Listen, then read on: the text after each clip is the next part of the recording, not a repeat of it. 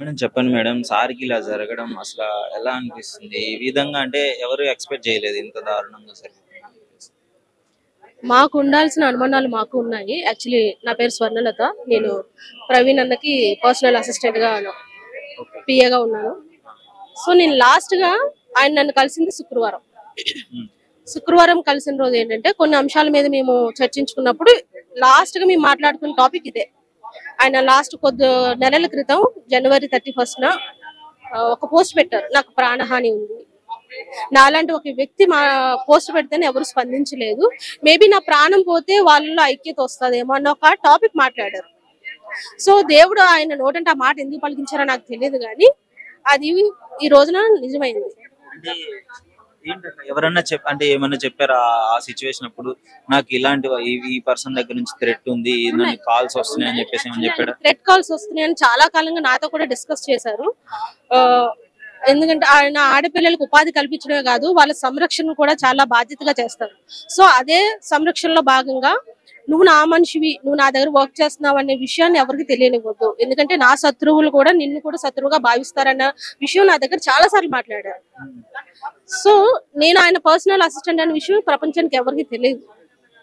So నా విషయంలో అంత సంరక్షణగా ఉన్న వ్యక్తిని ఇంత కిరాతకంగా అంత బాధ పెట్టి చంపడం చాలా అమానుషం. అంటే అంటే మీకు తెలుసు పాస్టర్ గారు ఎలా ఉంటారు?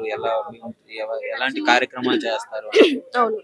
ఇప్పుడు మీడియా కావచ్చు, బయట ప్రపంచానికి ఆయన ఒక మతాన్ని ప్రచారం చేసే మత ప్రచారకుడు. కానీ ఆయన మతం గురించి ఎప్పుడు ఎక్కడ మాట్లాడడు. మనుషుల గురించి, మనుషుల్లో ఉండాల్సిన మానవత్వం గురించే ఆయన ఎప్పుడు మాట్లాడుకుంటూ వచ్చాడు. అదే చెప్పుకుంటూ, అదే బోధించుకుంటూ ఆ మానవత్వమే, ఆ ప్రేమే క్రీస్తుకు మనకు చెప్పాల్సిన సువార్త అని మాట్లాడుకుంటూ వచ్చారు. కాకపోతే ఆయన వాదన ప్రతిదీ ఏ అంశం మీద వాదించినా అది సిద్ధాంతపరంగానే ఉంటది. ఎప్పుడు వ్యతిరేకించే విధంగా, కొట్లాడే విధంగా ఉండదు. దాన్ని మిగతా మతస్థులు ఏంటంటే ఆయనతో వాదించే శక్తి లేక ఆయన మీద పర్సనల్ గా అటాక్ చేయడం, దూషించడం ఇలాంటి చర్యలు చాలానే జరిగాయి. మీరు పాస్టర్ గారు మీతో మాట్లాడారని చెప్తున్నారు కదా! అంటే ఈ ఫ్రైడే మాట్లాడారా? లేకపోతే రెగ్యులర్ గా మాట్లాడుతూ ఉంటారా?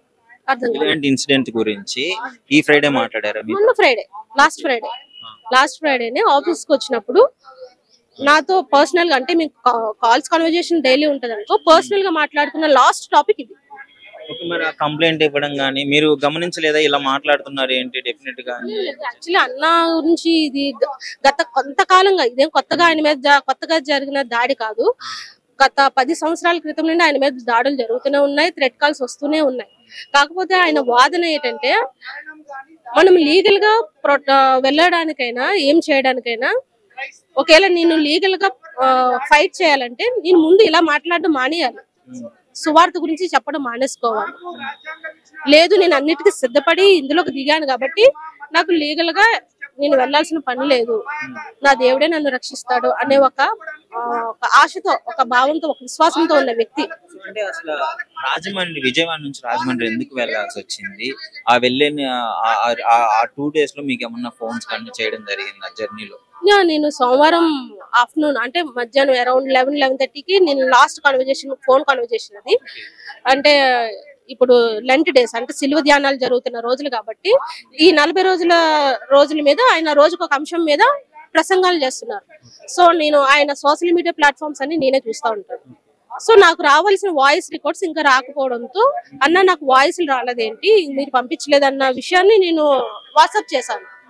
సో ఇంతకాలం పరిచయంలో ఆయన వాట్సాప్ లో ఎప్పుడు నెట్ ఆఫ్ ఉండడం గానీ, ఫోన్ అవైలబిలిటీ లేకపోవడం గానీ ఎప్పుడు జరగలేదు. సో సింగిల్ టిక్ వచ్చేసరికి ఏంటి నెట్ ఆఫ్ చేసుకున్నాడు, అది డే టైము అలా జరగదే అని చెప్పి నేను తెలిసిన ఇంకో అక్కతో నార్మల్ కాల్ చేయించా. నార్మల్ కాల్ చేపిస్తే ఫోన్ స్విచ్ ఆఫ్ వచ్చింది.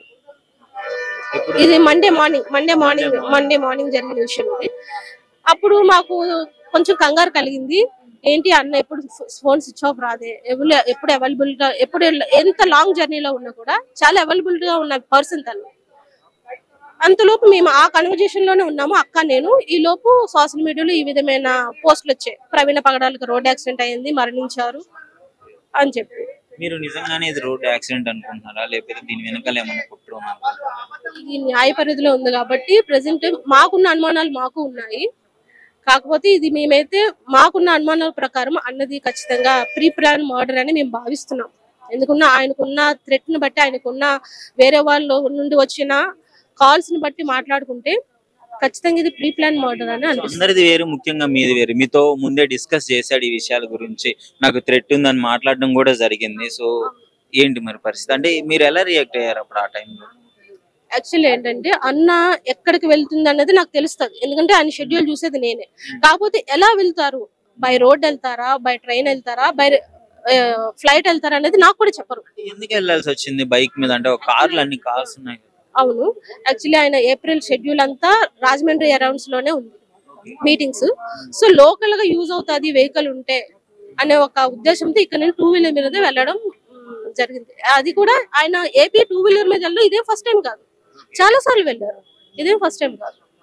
అంటే మీకు ఏమైనా ఐడియా ఉందా, అడగొచ్చు అడగకూడదు, ఏ సామాజిక వర్గం నుంచి ఆయనకి బెదిరింపు కాల్స్ వచ్చాయి, ఎవరు అనేసి ఐడియా ఉందా? చెప్పొచ్చా, చెప్పగలవా ఇప్పుడు మీడియాలో?